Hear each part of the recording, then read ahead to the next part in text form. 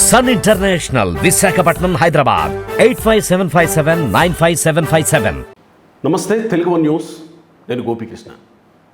మనతో ఓ విశిష్ట అతిథి విశిష్ట కార్యక్రమం ద్వారా రెండు తెలుగు రాష్ట్రాల్లోనే కాదు ప్రపంచవ్యాప్తంగా ఓ గ్లోబల్ ఫెడరేషన్ ప్రారంభించడం ద్వారా తెర మీదకి రావడం మాత్రమే కాదు, అంతకుముందు ఆయన కాంగ్రెస్ పార్టీలో అతి కీలకమైనటువంటి నాయకులు, తెలంగాణ పిసిసి వర్కింగ్ ప్రెసిడెంట్ మాజీ, తర్వాత కర్ణాటక ఎన్నికల ఇన్ఛార్జ్గా కూడా పనిచేశారు. మొన్ననే కర్ణాటక ఎన్నికలు జరిగాయి, కర్ణాటక ఎన్నికల్లో కూడా విజయం సాధించారు, తెలంగాణలో కూడా విజయం సాధించారు. ఆయన ఇప్పుడు ఇంకాస్త కొత్త బాధ్యతని తెర మీదకి భుజానికి ఎత్తుకున్నారు. అదే ఓ కేజీఎఫ్ అంటే కమ్మ గ్లోబల్ ఫెడరేషన్ అనే ఒక సంస్థను స్థాపించి దానికి ఫౌండర్ ప్రెసిడెంట్గా ఉన్నారు జట్టి కుసుమకుమార్ గారు. వారు మనతో ఉన్నారు, ఆహ్వానిద్దాం. చాలా విషయాలు మాట్లాడాల్సినవి ఉన్నాయి. మొట్టమొదటిసారిగా రెండు తెలుగు రాష్ట్రాల్లో ప్రభుత్వాలు మారిన తర్వాత ఇరు రాష్ట్రాల ముఖ్యమంత్రులని ఒక వేదిక మీదగా తీసుకురావడానికి ఈ కేజీఎఫ్ సిద్ధమైంది. అసలేంటి కేజీఎఫ్, ఎందుకు ఇరు రాష్ట్రాల ముఖ్యమంత్రులను ఆహ్వానిస్తున్నారు, ఏం చెప్పబోతున్నారు, దీని ద్వారా తెలుసుకుందాం. నమస్కారం సార్. నమస్కారం అండి. గోపి గారు బాగున్నారా? బాగున్నాను సార్, మీరు బాగున్నారు కదా? మీరు ఒక రాజకీయ నాయకులు అనే కంటే ఏదో ఊరికే రాజకీయ నాయకులు కాదు, చాలా కీలకమైనటువంటి నాయకులు, ఏఐసిసిలో ముఖ్య పాత్ర పోషించేటువంటి నాయకులు, రాజకీయాల్లో అత్యంత బిజీగా ఉన్నటువంటి నాయకులు. మొన్న ఈ మధ్యనే కాంగ్రెస్ పార్టీ బాగా పుంజుకొని దాదాపుగా అధికారంలోకి వచ్చేస్తున్నాం అనేంతలా ఫైట్ ఇచ్చినటువంటి పార్టీ కాంగ్రెస్ పార్టీ. సో అలాంటి పరిస్థితుల నుంచి ఇటు ఒక కమ్యూనిటీ వైపు డ్రైవ్ ఎందుకు చేస్తున్నారు, ఎందుకు ఇటువైపుగా వెళుతున్నారు? అంటే ఈ రోజుల్లో ప్రపంచం అనేది ఒక గ్రామం కింద మారిపోయింది, గ్లోబల్ విలేజ్ కింద మారింది. అటువంటి ఈ ప్రపంచవ్యాప్తంగా స్ప్రెడ్ అయిన కమ్యూనిటీ ఈ దక్షిణ భారతదేశంలో కమ్మ కమ్యూనిటీ ఒకటేను. అన్ని దేశాల్లో వ్యాపించి ఉంది, వివిధ దేశాల్లో చాలా ఉన్నత స్థానంలో ఉండటం జరిగింది. ఈ దేశాలను దాటి ఆ దేశాలు వెళ్ళి అక్కడ స్థిరపడి ఆ దేశంలో కూడా సేవ చేస్తూ ఆ దేశ పురస్కారాలు కూడా పొందిన కమ్యూనిటీలో కమ్మాస్ అందరికంటే అగ్రగణ్యులుగా ముందడుగు వేస్తుంటారు. ఈ టైంలో గ్లోబల్ ప్లాట్ఫామ్ ఒకటి కావాలి మాకు. ఇప్పుడు కమ్మ సామాజిక వర్గం దాదాపు ప్రపంచంలో 2,10,00,000 మంది కమ్మ సామాజిక వర్గం యొక్క సంఖ్య. భారతదేశ జనాభాలో 1.5% ఉంటాం మేము, అఫీషియల్ గణాంకాల ప్రకారం చెప్తున్నాను. దీంట్లో ఒక ప్రపంచ వేదిక అంటూ అవసరమైంది మనకి. ఇప్పుడు కమ్మ సంఘాలను పెట్టేసేసి ఎక్కడికక్కడ అమీర్పేట కమ్మ సంఘం కావచ్చు, ఇంకా వేరే స్థాయిలో కమ్మ సంఘాలు అనేది ఉండి వాళ్ళు ఆ యొక్క పరిధిలో వాళ్ళు చేసే సేవా కార్యక్రమాలు చాలామంది చేస్తూ ఉన్నారు.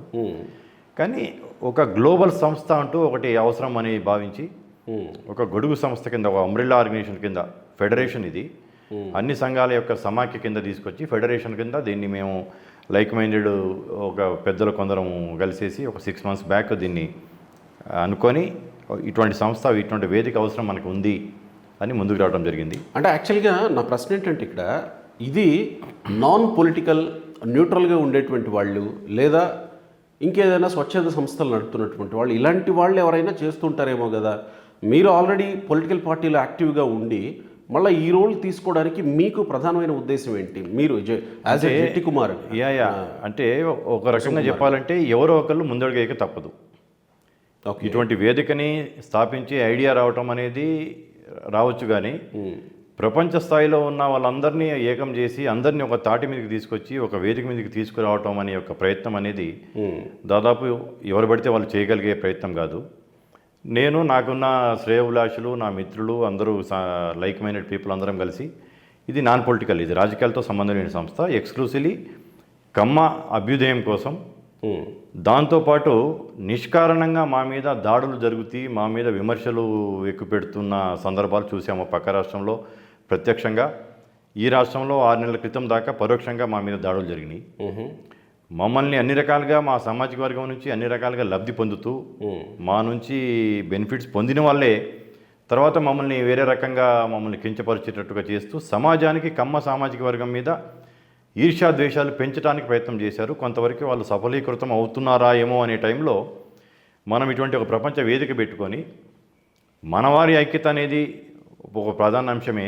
దాంతోపాటు ఈ సమాజానికి కమ్మవారి వల్ల జరిగిన మేలు ఏంటి అనేది చెప్పి కమ్మ వారి మీద తెలిసి తెలియకుండా కొందరు ద్వేషం పెంచుతుంటే కొందరు అటువంటి యొక్క ప్రలోభాలకి గురవుతున్న కొన్ని సామాజిక వర్గాలకు కూడా కమ్మవారు అనేది అభ్యుదయవాదులు, సమాజానికి ఎంతో మేలు చేసిన వాళ్ళు అని చెప్పేసి మా యొక్క చరిత్రలో మా వాళ్ళు ఏమేమి మేలు చేశారని చెప్పేటానికి, దాంతోపాటు కమ్మ సామాజిక వర్గం అనగానే ఉన్నత స్థానంలో ఉన్న వాళ్ళే కనిపిస్తారు మెజారిటీ. కానీ మా దాంట్లో అట్టడుగున ఉన్న సామాజిక వర్గం ఉన్న ప్రజలు కూడా చాలామంది ఉన్నారు. వాళ్ళని అప్లిఫ్ట్మెంట్ చేయడానికి ఏం చేయాలి, రైతులకి ఎటువంటి సహకారం అందించి వాళ్ళు రైతులు ఇంకా మంచి దిగుబడులు సాధించేసి ఆర్థికంగా బలపడటానికి ఏం చేయాలి, నిరుద్యోగులకి ఎలా అప్లిఫ్ట్ చేయాలి, విద్యార్థులకు ఎటువంటి సహకారం ఇచ్చి ఎటువంటి గైడెన్స్ ఇవ్వాలి, అలాగే ఐఏఎస్ ఐపీఎస్ని తయారు చేయడానికి ఎటువంటి ప్రణాళికలు ఉండాలి సామాజిక వర్గం నుంచి, రాజకీయాల్లో వెనకబడకుండా ఉండటానికి రాజకీయాల్లో యువకుల్ని ఎందుకు ఎట్లా ప్రోత్సహించాలి, ఇటువంటి చాలా చాలా కార్యక్రమాల ద్వారా. ఇది మీకు వచ్చిన ఆలోచన, కానీ మీరు ఆల్రెడీ ఒక పార్టీకి అఫిలియేట్ అయి ఉండడం వల్ల ఇది పొలిటిసైజ్ అవుతుందేమో, లేదా ఎవరివైనా రాజకీయ ప్రయోజనాలు ఇందులో ఇమిడి ఉంటాయేమో. సహజంగా ఒక ఇది ఉంది కదా మనకి, లెనిన్ చెప్పిన ఇది, ఏ నినాదం వెనక ఎవరి ప్రయోజనాలు దాగి ఉన్నాయో తెలుసుకోనంత కాలం మోసపోతూనే ఉంటారు ప్రజలు అనే ఒక లెనిన్ నినాదం చూస్తూ ఉంటాం. ఇప్పుడు ఈ కమ్మ గ్లోబల్ ఫెడరేషన్ అనేది చెప్పడం ద్వారా మీరు కాంగ్రెస్ పార్టీలో ఉండి మీరు పార్టీగా లేకపోతే పార్టీలో మిమ్మల్ని మీరు చూపించుకోవడం కోసం ఈ గ్లోబల్ ఫెడరేషన్ అనే దాన్ని బయటికి తీసుకొచ్చారేమో అని అనుకునే వాళ్ళకి మీ సమాధానం అంటే, అటువంటి జనరల్గా ఏదన్నా ఒక కార్యక్రమం, బృహత్తర కార్యక్రమం, పెద్ద కార్యక్రమం తీసుకుంటున్నప్పుడు సహజంగానే నాణ్యానికి రెండు వైపులు ఉన్నట్టు హర్షించే వాళ్ళు ఉంటారు, దీంట్లో రంధ్రాన్వేషణ చేసేసి దీంట్లో ఏముంది, ఎందువల్ల చేస్తున్నారు అనే వాళ్ళు కూడా ఉంటారు. దట్స్ వాట్ ఎగ్జాక్ట్లీ మీరు అడిగే ప్రశ్న నాకు అర్థమైంది. నేను ప్రత్యక్ష ఎలక్షన్స్లో నిలబడి ఆసక్తి లేని నాయకుడిని. ఎప్పుడు నేను ఇంత సీనియర్ని పార్టీలో విద్యార్థి దశ నుంచి జాతీయ స్థాయిలో యూత్ కాంగ్రెస్లో పనిచేసి, రెండో అతిపెద్ద స్థానమైన వర్కింగ్ ప్రెసిడెంట్గా పనిచేసి ఇప్పుడు జాతీయ స్థాయిలో ఉన్నాన్ని. నేను ప్రత్యక్ష ఎలక్షన్స్లో లేకుండా నేను పార్టీ ఆర్గనైజేషన్లోనే ఉన్న నాయకుడిని, ఆర్గనైజర్ని. నాకు ఆర్గనైజేషన్ స్కిల్స్ నాకు ఉన్నాయి. కాబట్టి నన్ను దీనికోసం ఏదో ఆయనకేదో ప్రయోజనాలు ఆశించి, నేను అసలు ఎటువంటి ఆశించకుండా నేను పార్టీలో పనిచేస్తున్నవాడిని, ఏదో లబ్ధి కోసం ఏదో ఆశించడానికి నేనైతే లాస్ట్ టైం నన్ను ఎమ్మెల్యే ఎలక్షన్స్లో నిలబడమన్నారు. నేను నిలబడి గెలుచుంటే నేను క్యాబినెట్లో ఉండేవాడిని డెఫినెట్గా. నాకున్న సీనియారిటీ, నాకున్న పార్టీకి లాయాలిటీ, ఢిల్లీలో నాకున్న పరిచయాలతో కాబట్టి అటువంటి ఆలోచనలు లేకుండా నేను పార్టీ ఆర్గనైజేషన్లోనే పనిచేద్దామని అనుకుంటున్నాను. కాబట్టి నా మీద అటువంటి విమర్శలు అనేది చాలా తక్కువ వస్తాయి. ఎవరైనా ఎలిపి చూపెట్టడానికి కూడా నాకు ఏమి లేవు. కాబట్టి ఈ యొక్క సమాజం, ముఖ్యంగా నేను ఇంతకుముందు మీకు చెప్పినట్టు సమాజానికి మా వల్ల జరిగిన మేలు ఏమిటి అని చెప్తే, సమాజంలో ఉన్న వివిధ వర్గాల నుంచి మా సామాజిక వర్గం మా మీద గౌరవం పెరిగి మమ్మల్ని ద్వేషించడానికి ఎవరైనా పనిగట్టుకొని వాళ్ళని ఉసిగొల్పినా కానీ వారి యొక్క ఆ ప్రలోభాల్లో పడకుండా, కమ్మ సామాజిక వర్గం అంటే నలుగురికి అన్నం పెట్టి అన్నదాతలు వీళ్ళు, నలుగురికి సేవ చేసి రాజకీయాలకు ఆస్కారం లేదు, అటువంటి లేదు. దాంతోపాటు ఇప్పుడు మీరు అన్నట్టు కమ్మవారి అభ్యుదయం, కమ్మవారి ఐక్యతతో పాటు సమాజానికి మేము ఆల్రెడీ చేసి చెప్పుకుంటూ ఇంకా చేయటానికి ఇంకేం చేయాలి సమాజానికి, మా వారికి ఇప్పుడు మానవ సేవే మాధవ సేవ అంటారు. అంటే మా వారికి మేము సేవ చేసుకుంటే దాంతోపాటు సమాజానికి కూడా చేసినట్టే. ఒక గ్రామంలో ఒక 100 మంది కమ్మ యువకులకి ఉద్యోగాలు ఇప్పించో, వాళ్ళకి మంచి ఉన్నత చదువులు చెప్పించో, వాళ్ళని అభివృద్ధిలోకి తీసుకొస్తే ఆ 100 మంది వల్ల ఆ గ్రామంలో ఉన్న మా 5-6 వేల మంది 10,000 మందికి కూడా ఉపయోగపడుతుంది. డైరెక్ట్లీ ఆర్ ఇండైరెక్ట్లీ సమాజ సేవే మేము చేస్తున్నది. మా వాళ్ళకి ఇప్పుడు ముందు స్వకార్యము స్వామికార్యం అంటే స్వకార్యం తర్వాత స్వామికార్యం చేయమంటారు కదా, ఇంట గెలిచి రచ్చగెలవమంటారు. కాబట్టి ముందు మా వాళ్ళని మేము అభివృద్ధి చేసి, మీరు చూసుకుంటే ఈ యొక్క ప్రపంచ దేశాలలో ఉన్న జాతుల్ని చూసుకుంటే మమ్మల్ని జ్యూస్తో పోలవచ్చు. జ్యూస్ ఎలాగైతే ఎంతైతే వారియర్ కమ్యూనిటీ, ఎంతైతే ఎంటర్ప్రీనర్ కమ్యూనిటీ వాళ్ళకి అప్లిఫ్ట్ చేయడానికి ఎంతైతే వాళ్ళు సహకరించుకుంటారు ఒకరికొకళ్ళు, మేము కూడా అటువంటి వాళ్ళవి. ఇంతకుముందు నేను చెప్తుంటే మీరు మధ్యలో వేరే టాపిక్ తీసుకొచ్చారు. కాబట్టి ముందు సమాజానికి మేము చేసిన మేలు చెప్పుకున్నాం అనుకోండి, ఇప్పుడున్న జనరేషన్స్కి ముఖ్యంగా తెలియాల్సిన అవసరం ఉంది. ఇప్పుడు నాగార్జున సాగర్ డ్యామ్ వల్ల ఎన్ని లక్షల మంది, కోట్ల మంది దానివల్ల లబ్ధి పొందుతున్నారు. అవును. ఇక్కడ తెలంగాణలో Khammam, Nalgonda, part of Mahabubnagar, part of Warangal, ఇన్ని లక్షల మంది సాగునీరు, తాగునీరు నాగార్జున సాగర్ డ్యామ్ వల్ల, దాంతోపాటు విద్యుత్తు, ఆంధ్రాలో కృష్ణా, గుంటూరు కాకుండా ప్రకాశము, వెస్ట్ గోదావరి, ఈస్ట్ గోదావరి ఇన్ని జిల్లాల్లో నాగార్జున సాగర్ డ్యామ్ వల్ల లబ్ధి పొందుతున్నారు. అటువంటి డ్యామ్ కట్టడానికి కారణం ఎవరు? మా కమ్మ రాజు ముత్యాల రాజా గారు. ఆ రోజు 1952లో నీలం సంజీవ్ రెడ్డి గారు ఆంధ్రప్రదేశ్ రాష్ట్ర ముఖ్యమంత్రిగా, అప్పుడు తెలంగాణ కలవలేదు, ఆంధ్ర రాష్ట్ర ముఖ్యమంత్రిగా ఉన్నప్పుడు ఇటువంటి బహుళార్థ సాధక ప్రాజెక్టు కట్టాలి, కృష్ణా జలాలు వృధాగా సముద్రంలోకి పోతున్నాయి అని అన్నప్పుడు అంత పెద్ద ప్రాజెక్ట్ కట్టడానికి మా దగ్గర నిధులు లేవు అని చెప్పంటే ఆయన ముందుకొచ్చి 52 lakhs తన యొక్క సొంత ధనం గవర్నమెంట్కి డొనేట్ చేసి 5,000 ఎకరాలు చేసేసి ఈరోజు ఆయన కట్టించాడు. అటువంటి చరిత్ర చెప్పుకుంటే ఓహో కమ్మవారి వల్ల ఇంత మేలు జరిగిందా సమాజానికి అని తెలిస్తే, కొందరు రాజకీయ ప్రలోభాల కోసము, రాజకీయ ప్రయోజనాల కోసము మమ్మల్ని టార్గెట్ చేసి మమ్మల్ని వేరే వర్గాలకి మా మీద ద్వేషం పెంచడానికి చేసే ప్రయత్నాలన్నీ పటాపంచలైపోతాయి అనేది. అంటే నాగార్జున సాగర్ అన్న కానీ కాంగ్రెస్ పార్టీ హయాంలో జరిగింది, లేకపోతే కాంగ్రెస్ పార్టీ కట్టించింది అనేది చర్చ ఉంటుంది. ముత్యాల రాజా గారి వల్ల వచ్చింది. ఈ ముత్యాల రాజు అనేటువంటి వ్యక్తి ఇక్కడ కీలకమైనటువంటి పాత్ర పోషించారనేది ఉద్దేశపూర్వకంగా మరుగున పడింది అనుకోవాలా? అంటే ఉద్దేశపూర్వకంగా కాదు కానీ అంత ప్రచారం జరగలేదు, దురదృష్టవశాత్తు. ఎగ్జాక్ట్లీ, దురదృష్టవశాత్తు ప్రచారం జరగలేదు.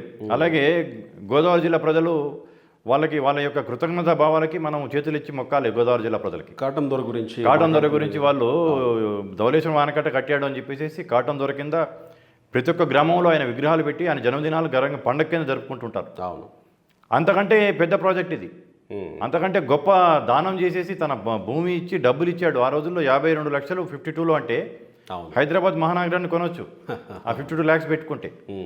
అంత దాతృత్వంతో అంత పెద్ద పనులు చేసిన మా యొక్క సామాజిక వర్గం వాళ్ళని మేము ప్రజలకి ఇదిగో మేము చేసిన మేలు ఇది. ఆయన ఒక్కటే కాదు, ఒక ఎగ్జాంపుల్ కింద ఆయన చెప్పాను. రాజా వెంకటాద్రి నాయుడు, వాసిరెడ్డి వెంకటాద్రి నాయుడు గారు కృష్ణా గుంటూరు జిల్లాలో ఎన్ని వందల వేల చెరువులు తవ్వించాడు, ఎన్ని కాలువలు తవ్వించాడు. కేసీపీ సిమెంట్స్ దత్తు గారు ఎంత పరిశ్రమ పెట్టి ఎన్ని వేల మందికి ఉపాధి కల్పించాడు. ముళ్ళపూడి హరిచంద్ర ప్రసాద్ గారు ఆంధ్ర షుగర్స్ పెట్టి కానీ ఇక్కడ హైదరాబాద్ పబ్లిక్ స్కూల్ స్థాపించి ఎంతమందికి విద్యా బుద్ధులు చేపించి ఎంతమంది ఐఏఎస్లు ఐపీఎస్లు ఉన్న స్థానంలో ఉన్నారు, హెచ్పిఎస్ స్టూడెంట్స్. ఇవన్నీ ఎవరు చేసింది? కమ్మవారి యొక్క ఘనతే కదా. ఇదంతా ప్రచారం చేసుకుంటేనో లేకపోతే ఒక పుస్తక రూపంలోనో లేదా కొన్ని చరిత్రల రూపంలోనో ప్రజల ముందుకు తీసుకొస్తే అర్థమవుతుంది. కానీ కేజీఎఫ్ ఎందుకు, గ్లోబల్ ఫెడరేషన్ అంటే అదే నేను అంటుంది. ఒక వేదిక పుస్తకం తీసుకుంటే పుస్తకాలు చదివే వాళ్ళు చాలా తక్కువ మంది ఉంటారు, అకాడమిక్ ఇంట్రెస్ట్ ఉండేవాళ్ళే చదువుతారు. ఓకే, ఒక ప్రపంచ వేదిక ప్రపంచవ్యాప్తంగా విస్తరించి ఉన్న కులం కాబట్టి మా అంతా వరల్డ్ స్ప్రెడ్ అయిన కులం ఇంకోటి లేదు. అమెరికా కావచ్చు, కెనడా కావచ్చు, మీరు ఏ దేశం చూసుకున్నా కానీ, ఆస్ట్రేలియా కావచ్చు, ఆఫ్రికా కంట్రీస్ కావచ్చు, మిడిల్ ఈస్ట్ కావచ్చు, ఎక్కడ చూసుకున్నా కానీ మా వాళ్ళు స్ప్రెడ్ అయ్యారు, అక్కడ చాలా ఉన్నత స్థానంలో ఉన్నారు. వారందరికి కూడా ఇప్పుడు మాది ఒక 6 months బ్యాక్ మేము ఈ కేజీఎఫ్ అనేది మేము అనుకొని దాన్ని రిజిస్ట్రేషన్ చేసిన తర్వాత మాది యొక్క బ్రోచర్ అనేది డిజైనర్ దగ్గర నుంచి లీక్ అవటం జరిగింది, బయటికి స్ప్రెడ్ అయిపోయింది. అంటే వితిన్ 24 hours ప్రపంచ నలుమూలలో నుంచి కొన్ని లక్షల మంది చూశారు దాన్ని. ఇటువంటి వేదిక అవసరం అనేది ప్రతి ఒక్క కమ్మవారి యొక్క మనసులో ఉంది. ఓకే, వారందరూ కూడా సమిష్టిగా మంచి పని చేస్తున్నారు, దాంట్లో మేమేం చేయాలి చెప్పండి, మమ్మల్ని ఎలా భాగస్వాములు చేస్తారో చెప్పండి అని చెప్పేసి అనటంతో మాకు ఇంకా ఎంకరేజ్మెంట్గా ఇంకా ఇటువంటి తీసుకొని ఈ కేజీఎఫ్ అనేది ఏదో ఒక వరల్డ్ ఒక మొట్టమొదటి ప్రపంచ కమ్మ సదస్సు పెట్టేసి ఆపేది కాదు. ఇది దీన్ని ముందుకు తీసుకెళ్ళి ముందు మా జాతిలో ఉన్న వాళ్ళకి అప్లిఫ్ట్ చేసుకుంటూ. ఏంటి మీ లక్ష్యం ఏంటి దీని ద్వారా?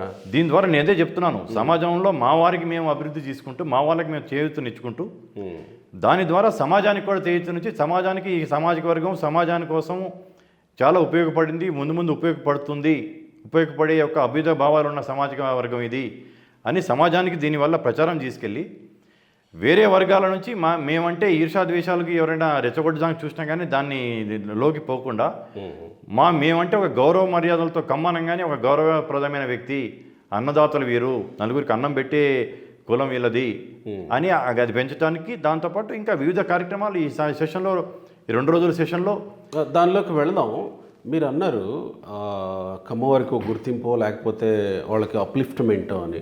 ఆల్రెడీ కమ్మ సామాజిక వర్గం అంటే ఆర్థికంగా, రాజకీయంగా, సామాజికంగా బలోపేతమైనటువంటి సామాజిక వర్గం, స్థిరపడినటువంటి సామాజిక వర్గం. మీరన్నట్టుగానే దేశ విదేశాల్లో, ప్రపంచ దేశాల్లో విస్తరించినటువంటి సామాజిక వర్గం. ఇంకా ఈ సామాజిక వర్గానికి అప్లిఫ్ట్మెంట్ ఏంటి అనే ఒక ప్రశ్న వస్తే, అంటే ఇప్పుడు మీరు అన్నదానికి మీరు ఈ విస్తరించి ఉన్న పారిశ్రామికవేత్తలు కావచ్చు, సినీ రంగం, పత్రికా రంగం, రాజకీయ రంగం, వ్యాపార రంగం, అన్ని రంగాలలో ఉన్నత స్థానంలో ఉన్న వాళ్ళే కనిపిస్తున్నారు మనకి. అసలు అలా లేకుండా ఇంకా దిగువ మధ్య తరగతిలో ఉన్న వాళ్ళ సంగతి కనిపించలేదు. నేను అదే అంటున్నా, వాళ్ళని అప్లిమెంట్ చేయడానికి అక్కడే చూస్తారు కదా, అదే చూస్తున్నారు. కాబట్టి కమ్మ సామాజిక వర్గం కానీ అంత ఉన్నత స్థానంలో ఉన్న వాళ్ళే కాదు, దిగువ మధ్య తరగతి వాళ్ళు, బీపీఎల్ ఫ్యామిలీస్ కూడా దీంట్లో కోకలుగా ఉన్నారు. చిన్న చిన్న రైతులుగా కూలీలకు వెళ్తున్న వాళ్ళు కూడా, డ్రైవర్లుగా, వాచ్మెన్లుగా పనిచేస్తున్న వాళ్ళు కూడా ఉన్నారు మా దాంట్లో. వాళ్ళని పైకి తీసుకురావాలి. కమ్మ సామాజిక మొత్తం అంతా నియో రిచ్, అందరు రిచ్ పీపులే కాదు, అందరూ పారిశ్రామికవేత్తలే కాదు, అందరూ ఉన్నత స్థానంలో ఉండేవాళ్ళే కాదు, ఇది కూడా ఉంది అనేది ఆ యొక్క దాంట్లో చూపించుకొని వాళ్ళని అప్లిఫ్ట్ చేసి వాళ్ళని కూడా మిగతా వాళ్ళకి సరసన నిలబెట్టడానికి యొక్క ప్రధాన దీని యొక్క ఉద్దేశం. ఒక్కసారి మనం క్లియర్గా మాట్లాడదాం. ఇందాక మీరు టచ్ చేశారు అమీర్పేట అని, లేకపోతే రకరకాలుగా ఇక్కడ కొన్ని కమ్మ సంఘాలు ఉన్నాయి, జిల్లాల్లో ఉన్నాయి కొన్ని కమ్మ సంఘాలు. వీళ్ళందరూ ఆల్రెడీ వారి అభ్యుదయం కోసం, కమ్మ సామాజిక వర్గం అభ్యుదయం కోసం పాటుపడుతూనే ఉన్నారు, వాళ్ళ అప్లిఫ్ట్మెంట్ కోసం పాటుపడుతూనే ఉన్నారు కదా. ప్రత్యేకంగా కేజీఎఫ్ చేసేదేంటి అంటే, ఈ కేజీఎఫ్ ద్వారా మేము చేయాలనుకున్న విస్తృతంగా వాళ్ళ పరిధులు లేవు. మీరు అన్నట్టు ఒక జిల్లాలో ఒక సంఘము, జిల్లా స్థాయి సంఘాలు కూడా లేవు. ఇప్పుడు ఎగ్జాంపుల్గా ఖమ్మం ఉంటే ఖమ్మంలో ఒక సంఘం ఉంటుంది, కొత్తగూడెంలో ఒకటి ఉంటుంది, పాల్వంచలో ఒకటి ఉంటుంది, ఇక్కడ హైదరాబాద్లో అమీర్పేటలో ఒకటి ఉంటుంది, వనసరపురంలో ఒకటి ఉంటుంది, మణికొండలో ఒకటి ఉంటుంది, కుకట్పల్లి ఒకటి ఉంటుంది. వాళ్ళు ఏంటంటే ఆ యొక్క పరిధిలో ఉన్న దాన్ని చూసుకుంటున్నారు, కానీ ఒక సంఘానికి రెండో సంఘానికి సరిగ్గా వీళ్ళు ఏం చేస్తున్నారో సమాచారం వాళ్ళకి తెలియట్లేదు, వాళ్ళు ఏం చేస్తున్నారో వీళ్ళు తెలియట్లేదు. నిజంగా నీడీ పీపుల్ ఎక్కడుంటారు? ఈ పట్టణాలలో ఈ సంఘాలు పెట్టిన దగ్గర కాకుండా గ్రామాల్లో ఉంటారు. గ్రామాల్లో రైతులుగా పనిచేసిన వాళ్ళు ఉంటారు, ఇంకా రైతులు చిన్నకారు రైతులు ఉంటారు, రైతు కూలీలు ఉంటారు. వాళ్ళకి సమాచారం తీసుకోవాలంటే అందుకనే ఇది ఇట్స్ ఎ ఫెడరేషన్. నేను ముందే మీకు చెప్పడం జరిగింది, ఇది గ్లోబల్ ఫెడరేషన్, అంటే సమాఖ్య. ఇది ఒక గొడుగు సంస్థ. వీళ్ళందరినీ కూడా తీసుకుంటూ వాళ్ళ నుంచి వచ్చిన మాకు డాటా తీసుకోవటం, ఎవరికి అప్లిఫ్ట్ చేయాలి, ఎవరికి ఎటువంటి సహాయాలు చేయాలి అనేది చూసుకుంటూ ఈ యొక్క వరల్డ్ యొక్క ఫెడరేషన్ ద్వారా వాళ్ళందరికీ అక్కడ కావచ్చు, ఇంకా వివిధ వర్గాలకు కావచ్చు, ఇంకా కింద వాళ్ళకి కావచ్చు, వీళ్ళ దగ్గర లేని సమాచారం కూడా మాకున్న విస్తృత పరిధిలో మేము సేకరించడం జరుగుతుంది. ముఖ్యంగా 2030 2030 కల్లా ఇంకొక నెక్స్ట్ 5.5 yearsలో మా సామాజిక వర్గం 2,10,00,000 మంది, ఇంతకుముందు మీకు చెప్పడం జరిగింది. ఈ 2,10,00,000 మంది యొక్క సమాచారాన్ని, సమగ్ర సమాచారాన్ని సేకరించడం అనేది ఇప్పుడు మేము పెట్టుకున్న లక్ష్యాల్లో ఒక లక్ష్యం. ఇప్పుడు ఆ 2,10,00,000 మంది వచ్చేసి వారి యొక్క సమగ్ర సమాచారము, వారి యొక్క కుటుంబ వివరాలు, వారి యొక్క స్థితిగతుల సంగతి మాకు తెలిస్తే, ఎవరైతే సాయం చేద్దామనేది ఆసక్తితో ఉండి మన ఏదైనా సాయం చేద్దాం, చారిటీ చేద్దాం అనుకునే వాళ్ళ డాటా మా దగ్గర ఉంటుంది. ఇటువంటి లబ్ధి పొందటానికి ఎవరైనా సాయం చేస్తారేమో అని ఎదురు చూసే వాళ్ళ సమాచారం మా దగ్గర ఉంటుంది. వాళ్ళని కలిపే యొక్క కార్యక్రమం చేస్తేనే ఆటోమేటిక్గా మేము అప్లిఫ్ట్ అవుతారు మా వాళ్ళు అనేది. కమ్మానంగానే మీరు కమ్మ సమాజం ఇంత ఉన్నతంగా ఉంది కదా, మీరన్న ప్రశ్నలోనే ఉంది.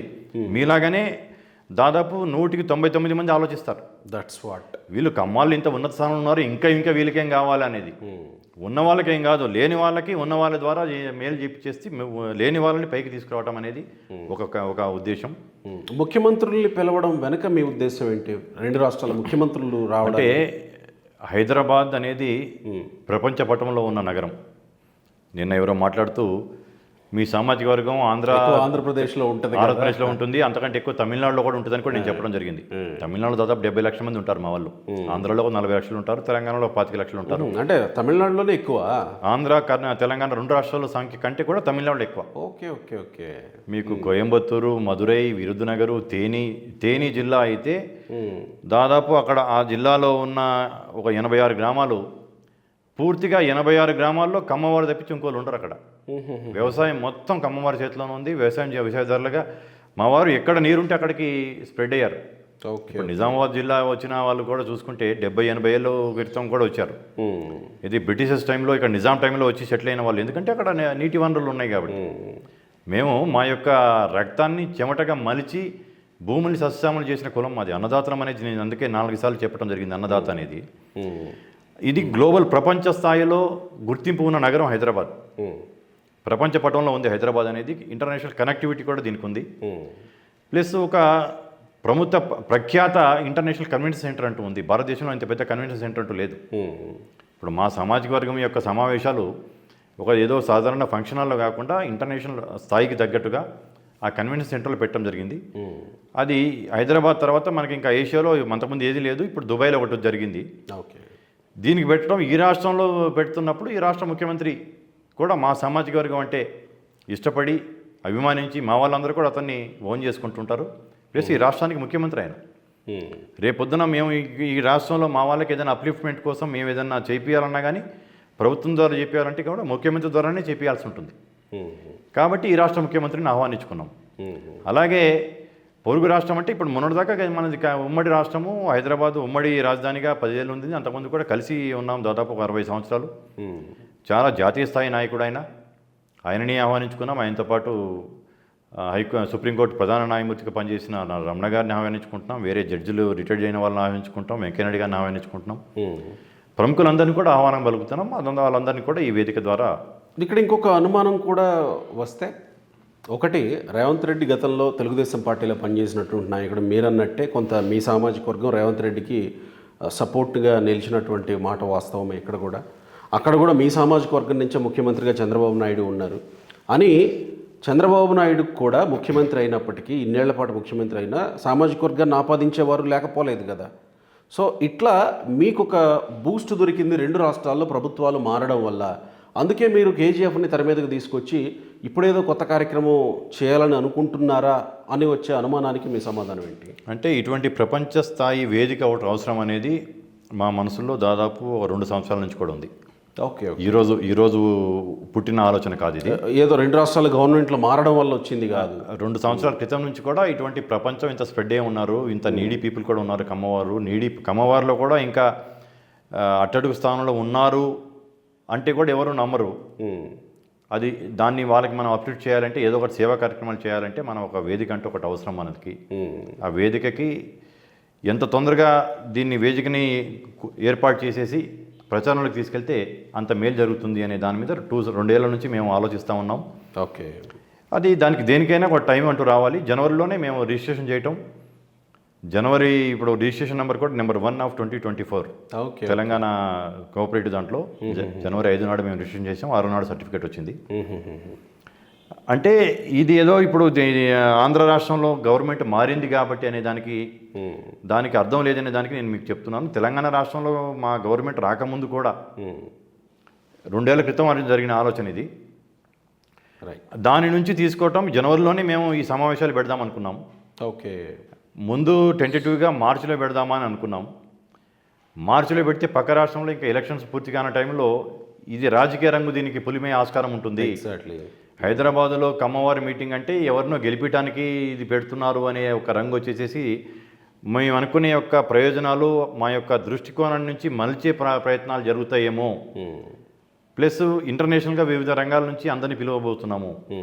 జూలై అనేది అమెరికా వాళ్ళకి సమ్మర్ హాలిడేస్ ఉండే రంగం. మేము పిలిస్తే ఎక్కువ మంది రావడానికి ఆస్కారం ఉంటుంది అని ఇటువంటి అన్ని ఆలోచించుకొని జూలైలో పెట్టడం జరిగింది.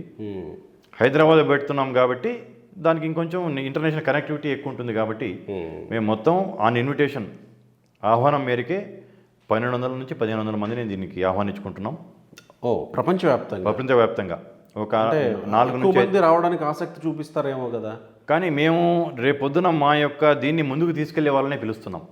ప్రతినిధులుగా రేపొద్దున సమాజానికి తోడ్పాటు ఆల్రెడీ అందించి ఇంకా అందించబోయే వాళ్ళని ఒక మేధోమదనంలో వారి యొక్క సూచనలు సలహాలు ఇచ్చేసి మా వాళ్ళని అప్లిఫ్ట్ చేయడానికి సహకరించే వాళ్ళని, ఇదిగో వీరు మా వాళ్ళు అని చూపించుకోవటానికి, సమాజంలో చూపించుకోవటానికి మా సామాజిక వర్గం వాళ్ళందరికీ గొప్పగా ఫీల్ అయిన వాళ్ళని, ఎమినెంట్ పర్సనాలిటీస్ని, దాంతోపాటు కమ్మ సంఘాలుగా ఏర్పడి సేవా కార్యక్రమాలు చేస్తూ కులాభివృద్ధికి కావచ్చు, సామాజిక అభివృద్ధికి కావచ్చు తోడ్పడుతున్న వాళ్ళని 50% ఏమో సంఘాల వాళ్ళని, 50% ఎమినెంట్ పర్సనాలిటీస్ని పిలుస్తున్నాం. కాబట్టి it's only 1200 to 1500 delegates meeting ఇది. ఇక్కడ ప్రత్యేకంగా చంద్రబాబు నాయుడు విషయానికి వస్తే, ఆయన ఇలాంటి సామాజిక వర్గ కార్యక్రమాల్లో పాల్గొనడం చాలా అరుదు. కొంత తన సామాజిక వర్గం కార్యక్రమాల్లో పాల్గొనాలన్నా కానీ కొంత ఆచితూచి వ్యవహరిస్తారు. అంటే సమాజం ఏమనుకుంటుందో అన్న కొంత మొహమాటం ఉంటుంది ఆయనకని ఒక చర్చ ఉంది కదా. సో ఆయన మీ ఆహ్వానాన్ని ఎట్లా స్వీకరించారు? ఇది ఒక కుల సంఘం మీటింగ్ లాగా కాదు, చాలా వైబ్రెంట్గా విశాల దృక్పథంతో అందరి యొక్క మేలు, మా వారితో పాటు అందరి ఇంతమంది నేను చెప్పడం జరిగింది, మళ్ళీ రిపీట్ చేస్తున్నాను. మానవ సేవే మాధవ సేవే అని ఇట్లా అంటారో, మా వాళ్ళని అప్లిఫ్ట్ చేయడం అంటే సమాజానికి కూడా మేము చేస్తున్న దానికి. ఓకే. దాంతోపాటు చాలా ఎమినెంట్ పర్సనాలిటీస్ వస్తున్నారు. పెట్టుబడులకు అవకాశం ఉంటే ఒక పెట్టుబడుల సెషన్ కూడా దీంట్లో పెడుతున్నాం మేము. ఓకే. ఒక వర్టికల్లో పెట్టుబడులు పెట్టడానికి కూడా వచ్చే ఆసక్తిగా ఉన్న ఒక పారిశ్రామికవేత్తలను కూడా పిలుస్తున్నాం. అంటే 2 తెలుగు రాష్ట్రాల్లోనే రెండు ఇప్పుడు. కాబట్టి ఈ రాష్ట్రంలో నుంచి ఈ రాష్ట్ర ముఖ్యమంత్రి కావచ్చు, ఈ రాష్ట్రంలో ఉన్న ఇండస్ట్రీస్ మినిస్టర్ కావచ్చు, అధికారులు కూడా వచ్చేసి వాళ్ళ ప్రజెంటేషన్స్ ఇప్పుడు దావోస్ వెళ్తున్నారు పెట్టుబడులు ఆహ్వానించడానికి, అమెరికా వెళ్తున్నారు, వివిధ దేశాల్లో వెళ్తున్నారు. అటువంటిది హైదరాబాద్లో జరుగుతుంది. కాబట్టి ఇది ఒక కుల సంఘ మీటింగే కాకుండా విశాలంగా ఆలోచిస్తూ చాలా బ్రాడ్గా చేస్తున్న మీటింగ్ ఇది. దాంతోపాటు పెట్టుబడులు పెట్టే ఆసక్తి ఉండి పెట్టుబడులు పెట్టే స్థాయిలో ఉన్న ఎమినెంట్ పర్సనాలిటీస్ కూడా వస్తున్నారు. కాబట్టి ఓకే, ఇది 2 రకంగా మేము దీన్ని తీసుకెళ్తున్నాం. సో ఇప్పుడు ఇద్దరు ముఖ్యమంత్రుల్ని మీరు అప్రోచ్ అయ్యారా? అవ్వాల్సి ఉందా? అప్రోచ్ అవ్వటం జరిగింది, డేట్ కూడా కన్ఫర్మ్ అయిపోయింది. అప్రోచ్ అవ్వటం జరిగింది, కన్ఫర్మేషన్ కూడా వచ్చింది. ఓకే, వచ్చిన తర్వాత డేట్స్ ఫిక్స్ చేశారా? డేట్స్ ముందే ఫిక్స్ చేసుకున్నాం మేము. ఓకే, ఎందుకంటే శని ఆదివారాలు పెడుతున్నాం. శని ఆదివారాలు అనేటప్పకల్లా అందరికి కొంచెం వీలుగా ఉంటుంది అనే దాని మీద. ఇంతకుముందు మీకు చెప్పినట్టు జూలైలో పెట్టడానికి కారణం ఏంటంటే అమెరికాలో హాలిడేస్ ఉండి అమెరికా నుంచి ఎక్కువ ప్రతినిధులు రావడానికి ఆస్కారం ఉంటుందనేది ఆ మంత్ అనుకోవటం. ఇదంతా కూడా 5-6 నెలల క్రితం ఫిక్స్ చేసుకున్న డేట్స్ ఇవి. మేము ఫిక్స్ చేసుకుని మేము డేట్స్ చేసుకున్నప్పుడు ఆంధ్ర రాష్ట్రంలో ఎలక్షన్స్ కూడా జరగలేదు. మేము హాల్ బుక్ చేసుకున్నప్పుడు ఇప్పుడు ఇంటర్నేషనల్ కన్వెన్షన్ సెంటరు, దాంతోపాటు హోటల్ మొత్తం బుక్ చేయాలంటే ఓకే మీకు ఈ రోజో రేపో వెళ్ళేసి చేస్తే కాదు కదా, ఎన్నో ఈవెంట్స్ ఉంటుంటాయి. దాన్ని బ్లాక్ చేయాలంటే 5-6 నెలల ముందు బ్లాక్ చేయాల్సి ఉంటుంది. ఓకే, అదంతా చేసాం. దాన్ని చాలా ఇదిగా వైబ్రెంట్గా మీరు రేపు సమావేశాలకి మిమ్మల్ని కూడా ఆహ్వానిస్తాం. సరే, సమావేశాల తర్వాత మా యొక్క అభ్యుదయ భావాలు ఏమిటి, సమాజానికి మేము చేస్తున్న మేలేంతో పాటు ఇంకా ముందు చేసేది ఏమిటి కూడా ప్రచారంలోకి వెళ్తుంది. మీరు ముందు మాట్లాడినట్టు ఇంకొంచెం దాన్ని మాట్లాడే ప్రయత్నం చేద్దాం. మీరు అన్నట్టు ఎందుకు మీ మీద, మీ సామాజిక వర్గం మీద ద్వేషాన్ని రగిల్చే ప్రయత్నం జరిగింది? ఎందుకు మీరు టార్గెట్ అవ్వాల్సి వచ్చింది? ఒక రకంగా తెలంగాణలో ఎంపీ ఎన్నికల్లో మీ ప్రాతినిధ్యం కూడా లేకుండా పోయేది. ప్రత్యక్ష ఎన్నికల్లో ఆంధ్రప్రదేశ్లో మంత్రివర్గంలో కనీసం మీ సామాజిక వర్గానికి స్థానం కూడా లేకుండా పోయింది. సెకండ్ టర్మ్ మంత్రివర్గంలో ఎందుకు టార్గెట్ చేయబడింది అని అనుకుంటున్నాను. అది మమ్మల్ని టార్గెట్ చేసిన వాళ్ళు చెప్పాలి. దానికి మేము వాళ్ళు ఎలా ఎందుకు టార్గెట్ చేశారనేది మేము ఊహించి చెప్పడం కంటే నిష్కారణంగా ఇంత అభ్యుదయ భావాలుండి ఎంటర్ప్రీనర్ కమ్యూనిటీ, వారియర్ కమ్యూనిటీ అని కూడా చెప్పొచ్చు మమ్మల్ని, అటువంటి వాళ్ళని టార్గెట్ చేయడం అనేది, టార్గెట్ చేసినందువల్ల వాళ్ళు ఈరోజు ఎవరైనా ఎవరి అభిమానం వాళ్ళకు ఉంటుంది, కానీ ఇంకొకరిని ద్వేషించడం, వేరే వర్గాలతో వాళ్ళని ద్వేషింపజేయటం అనేది, అటువంటి చర్యలు అనేది ప్రజలు ఈ సభ్య సమాజంలో రాజరిక వ్యవస్థ కాదు ఇది. ప్రజాస్వామ్యంలో అది అటువంటి చేయటం చాలా తప్పు. అది చేయడానికి కారణం ఏంటంటే మా ఓటు ఒక ఓటు అయి ఉంటే మేము ఇంకో 10 మందితో ప్రభావితం చేసి 10 మందితో ఓట్లు వేయించే సామాజిక వర్గం మాది. ఇప్పుడు రైతు భూమి ఎవరి చేతిలో ఉంటుందో ఆ భూమి మీద రైతు ఒకటే ఆధారపడి ఉండడు. చాలా చేతి వృత్తి కులాలు వాళ్ళందరూ కూడా ఒక భూమి మీద ఆధారపడి ఉంటారు.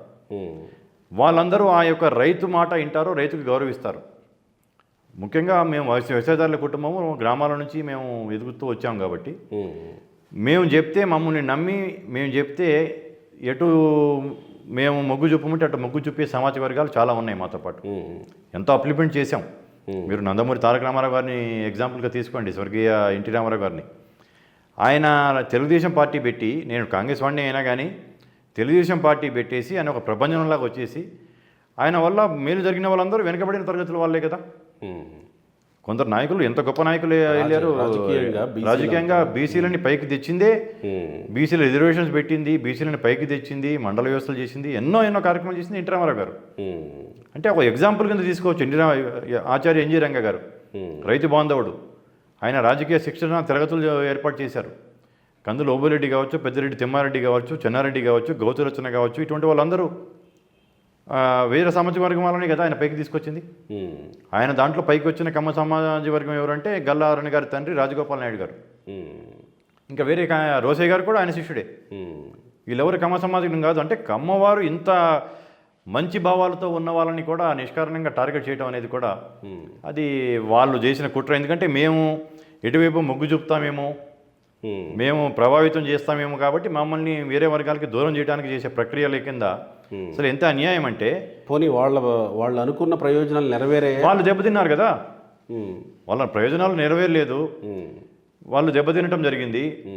ఇప్పుడు ప్రపంచాన్ని అల్లలాడించిన కరోనా వ్యాధి వస్తే అటు ప్రపంచం ఏమైపోద్దా అని ఎవరికి వాళ్ళం బిక్కు బిక్కుమంటూ తలుపులు వేసుకొని కిటికీలో నుంచి గాలి వస్తే కూడా కరోనా వచ్చుద్దేమో అన్నంత భయభ్రాంతులకు గురైన టైంలో భారత్ బయోటెక్ కృష్ణ ఎల్ల గారు ఆ వ్యాక్సిన్ తీసుకొస్తే ఇది కరోనా వ్యాక్సిన్ కమ్మ వ్యాక్సిన్ ఇది అని చెప్పేసి ఆ యొక్క వ్యాక్సిన్ కూడా కులాన్ని ఆపాదించి మరి వీళ్ళు తీసుకోలేదు ఆ వ్యాక్సిన్.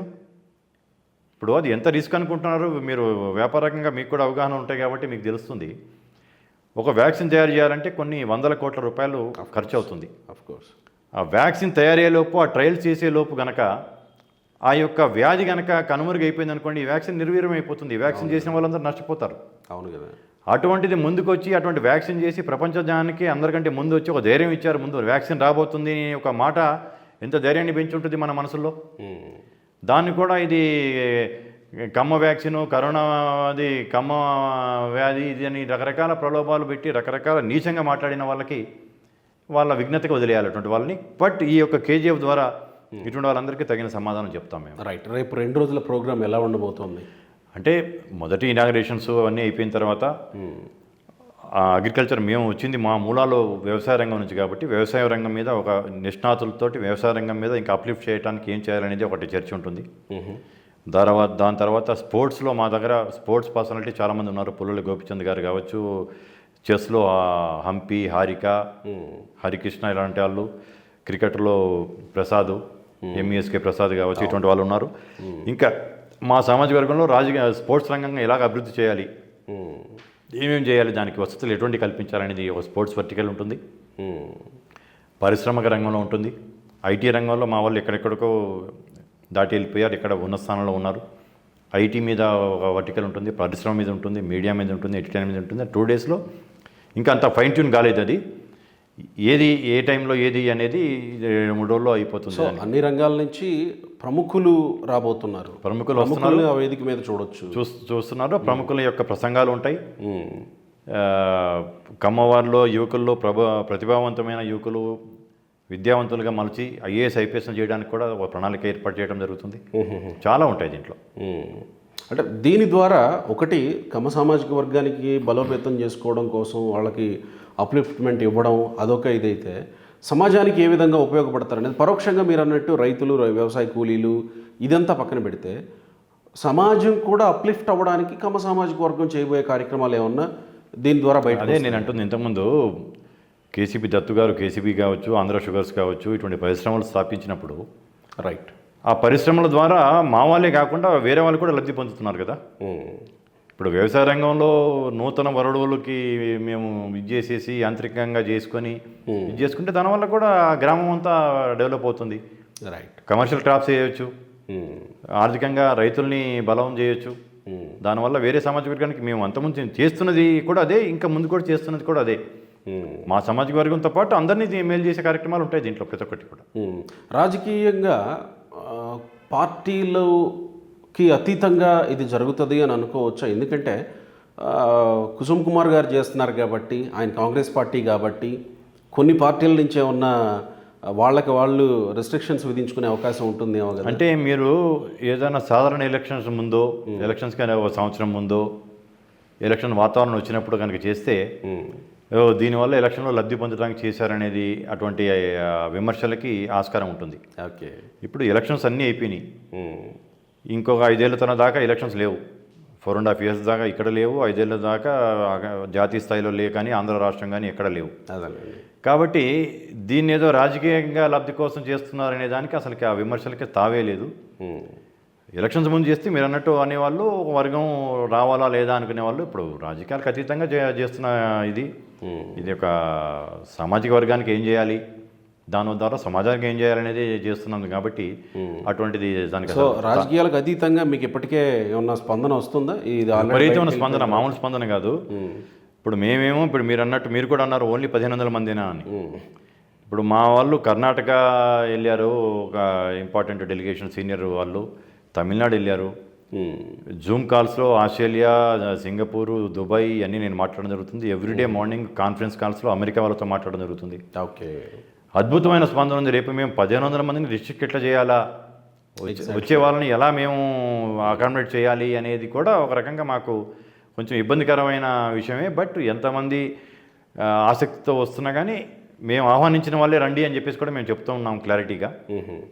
ఇంకొంచెం ఏదన్నా ఒక 10-20% ఎక్కువ వచ్చినా కానీ మేము వాళ్ళకి కూడా అకామిడేట్ చేస్తామని మేము. ఓకే. సో ఈ కార్యక్రమం తర్వాత ఇంకా విస్తరించడానికి లేకపోతే ఇలాంటి కార్యక్రమాలు ఇంకా పెట్టడానికి ఏమన్నా వేదికలు సిద్ధం చేసుకున్నారు? మొదటి ఈ కార్యక్రమం తర్వాత నెక్స్ట్ కోయంబత్తూరులో పెట్టాలనేది ఒక ఆలోచన వచ్చింది. ఇంకా ఫైనల్ చేయలేదు. అమెరికాను నెక్స్ట్ చాప్టర్ అమెరికాలో పెట్టండి అని అంటున్నారు, ఆస్ట్రేలియా రమ్మంటున్నారు, వివిధ దేశాల్లో రమ్మంటున్నారు, కర్ణాటక వాళ్ళు రమ్మంటున్నారు. అక్కడ ఆంధ్రప్రదేశ్ నుంచి ఎవరు అడగట్లేదా? అంటే ఆంధ్రప్రదేశ్, హైదరాబాద్ అనేది కూడా ఆంధ్రప్రదేశ్ కిందే కాబట్టి, తెలుగు రాష్ట్రాలే కాబట్టి. దీని తర్వాత నెక్స్ట్ విజయవాడ అంటే ఏముంది, విజయవాడ హైదరాబాద్ అంతా ఒకటేలాగా ఉంది, ఇంత విడిపోయినా కానీ. కాబట్టి ఇటువంటి రాష్ట్రాల నుంచి కూడా డిమాండ్ ఉంది. దీన్ని నిరంతరం తీసుకెళ్తాం, దీన్ని ఇంకా విస్తృతంగా తీసుకెళ్తాం. మీరు ఒక 2-3 సంవత్సరాల తర్వాత మీరు చూస్తే ఆ రికార్డు మీరు ఇట్లాగే మీ దగ్గర యూట్యూబ్స్లో సేవ్ అయ్యి ఉంటుంది కాబట్టి, కేజీఎఫ్ అనగానే ఏదైనా ఒక సినిమా పేరు అనేది మర్చిపోయి కేజీఎఫ్ అనగానే కమ్మ గ్లోబల్ ఫెడరేషన్ అనే ఒక పేరు ఉంది అనేది అందరూ నోళ్ళలో నానబోతుంది ఇది. సో గూగుల్లో అలా కొట్టగానే కేజీఎఫ్ అనగానే మాదే రావాలి, సినిమా పేరు రాకూడదు. అట్లా వచ్చేటట్టుగా దీన్ని తీసుకెళ్తాం.